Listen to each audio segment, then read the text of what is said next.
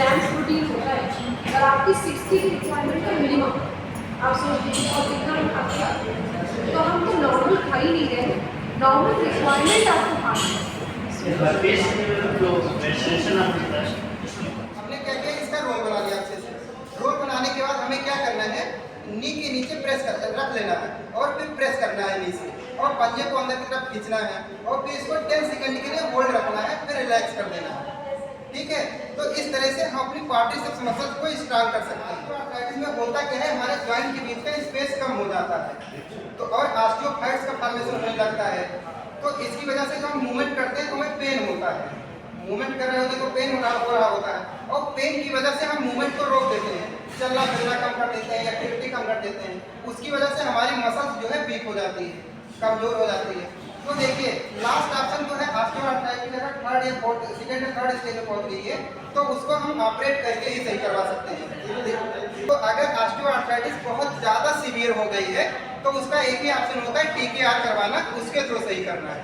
लेकिन अगर फर्स्ट या सेकंड स्टेज में शुरुआत है, सिर्फ कार्टिलेज डैमेज हो रहे हैं तो उस कंडीशन में अपने मसल्स को स्ट्रांग रखें। जितना हम मसल्स को स्ट्रांग कर लेंगे तो उतनी हमारी एक्टिविटी हिंडर नहीं होगी। थाई मसल्स को front of the thigh, back of the thigh और उसमें में रिलैक्स छोड़ देंगे। इसी एक्टिविटी को 10 टाइम्स रिपीट करेंगे। ठीक है, तो ये हम जब प्रेस करते हैं तो हमारी क्वाड्रिसेप्स जो मसल्स होती है, फ्रंट ऑफ द थाई की मसल्स होती है, इसमें कॉन्ट्रैक्शंस होते हैं।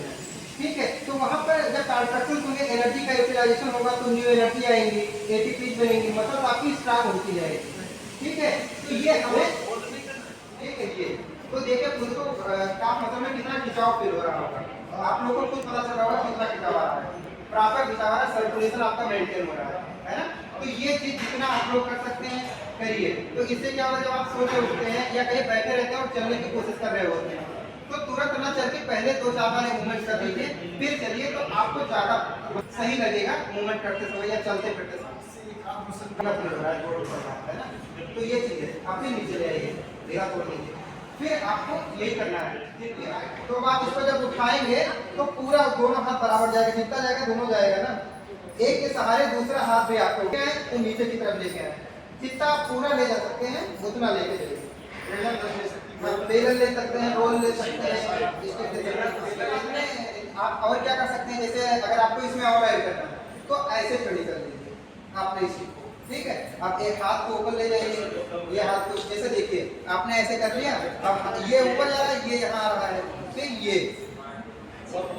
ठीक है, टॉवेल ले सकते हैं, स्टिक ले सकते हैं, जो भी आप लोग को अवेलेबल हो।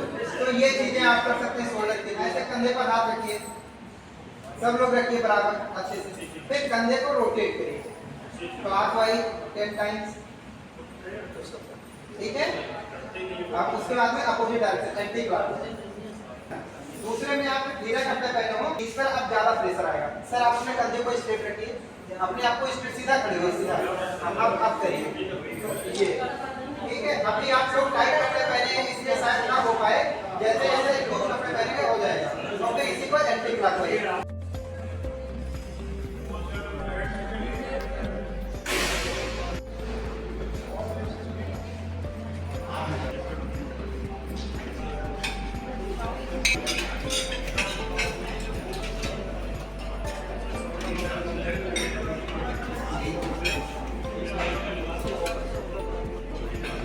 चाय या कॉफी